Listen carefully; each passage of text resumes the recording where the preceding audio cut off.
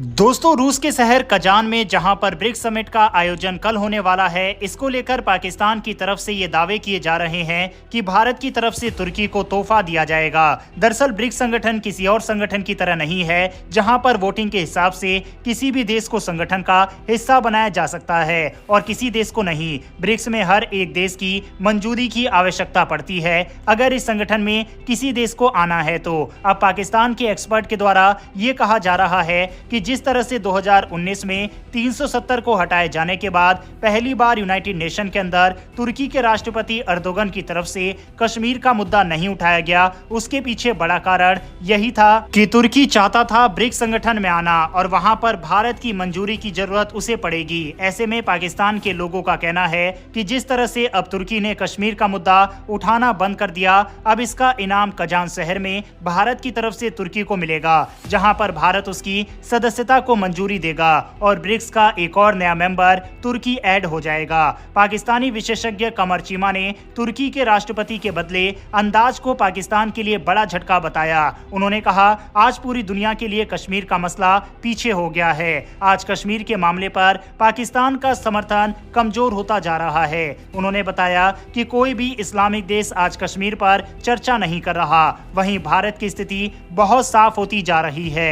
जहां एक तरफ अब तुर्की ने भी कश्मीर पर बोलना बंद कर दिया, तो वहीं सऊदी और यूएई जैसे देशों ने तो बहुत पहले ही ये काम कर दिया था। इनफैक्ट यूएई की तरफ से तो भारी इन्वेस्टमेंट भी कश्मीर के अंदर की जा रही है, जिससे पाकिस्तान खासा परेशान है। अर्दोगन की कश्मीर पर चुप्पी की वजह बताते हुए चीमा कहते हैं कि तुर्की भी ब्रिक्स की सदस्यता चाहता है, भारत ब्रिक्स का संस्थापक सदस्य है। अब आप एंटी इंडिया करेंगे तो भारतीय इससे खुश तो नहीं होंगे। चीमा ने बताया कि अब सुनने में आ रहा है कि नरेंद्र मोदी और अर्दोगन की मुलाकात हो सकती है। इस दौरान संभावना है कि वह भारत से अनुरोध करेंगे कि वह तुर्की को भी ब्रिक्स में शामिल करे। चीमा ने कहा है कि इस मुद्दे पर अर्दोगन के लिए कश्मीर का मुद्दा नहीं रह जाता। चीमा ने कहा कि रेचप तैयब अर्दोगन को एक चीज समझ आ गई है कि उन्हें भारत के साथ मिलकर काम करना है। चीमा ने भारत के बारे में कहा है कि वह एक तरफ एससीओ और ब्रिक्स का सदस्य है, जबकि वह अमेरिकी नेतृत्व वाले क्वाड में भी शामिल है। इसके साथ ही वह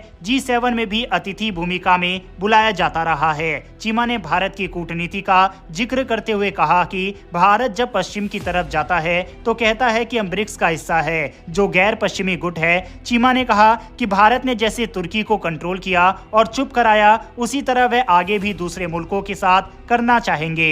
चीमा ने कहा कि अर्दोगन ने 3 महीने से ही मोदी से मुलाकात की तैयारी शुरू कर दी थी। संयुक्त राष्ट्र महासभा में अर्दोगन की कश्मीर पर चुप्पी उसी का हिस्सा थी। साफ है दोस्तों, जिस तरह से भारत की कूटनीति वर्ल्ड लेवल पर रंग दिखा रही है, उससे पाकिस्तान खासा परेशान है। इसके अलावा जिस तरह से चीन के साथ भी भारत के रिश्ते सुधर रहे हैं, उससे भी पाकिस्तान खासा परेशान है। पाकिस्तान चाहता है कि भारत के साथ ट्रेड वगैरह वापस शुरू हो। इसके अलावा चैंपियंस ट्रॉफी वगैरह भी पाकिस्तान के अंदर हो जाए, लेकिन भारत इसमें भी जरा भी इंटरेस्ट नहीं दिखा रहा। दूसरी ओर ब्रिक्स समिट के लिए प्रधानमंत्री नरेंद्र मोदी रूस पहुंच चुके हैं, जहां पर रूस के राष्ट्रपति व्लादिमीर पुतिन से उनकी मुलाकात हुई। जहां एक और पुतिन की तरफ से मोदी को वेलकम किया गया, तो वहीं भारतीय प्रधानमंत्री नरेंद्र मोदी ने पुतिन के सामने ही एक बार फिर से रूस और यूक्रेन युद्ध की चर्चा करते हुए कहा कि इसका समाधान शांति से होना चाहिए और हम इसमें अपनी भूमिका निभाने के लिए तैयार हैं। इसके अलावा प्रधानमंत्री नरेंद्र मोदी के सामने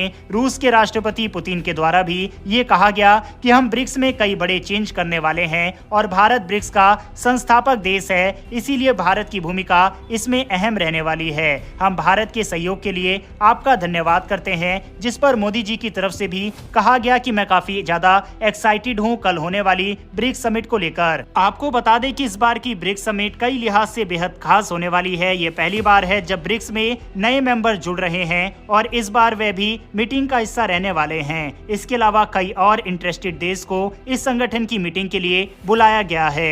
अब यहाँ पर जो सबसे इंटरेस्टिंग रहेगा वह ये होगा कि किस तरह से डॉलर के ऊपर एक्शन ब्रिक्स देशों के द्वारा लिया जाता है और ब्रिक्स की करेंसी का फॉर्मेशन रूस के द्वारा किया जाता है। इसके अलावा क्या भारत तुर्की को अलाउ करेगा इस संगठन में आने के लिए, या फिर भारत यहाँ पर एक बड़ा दाव खेलते हुए उसको इस संगठन संगठन में आने से रोक देगा। वहीं संबंध हमारे ज्यादा खराब ना हो उससे तो ऑब्जर्विंग कंट्री की लिस्ट में उसे डाल देगा। अगर ऐसा होगा तो ये काफी बड़ा मूव होगा भारत की तरफ से।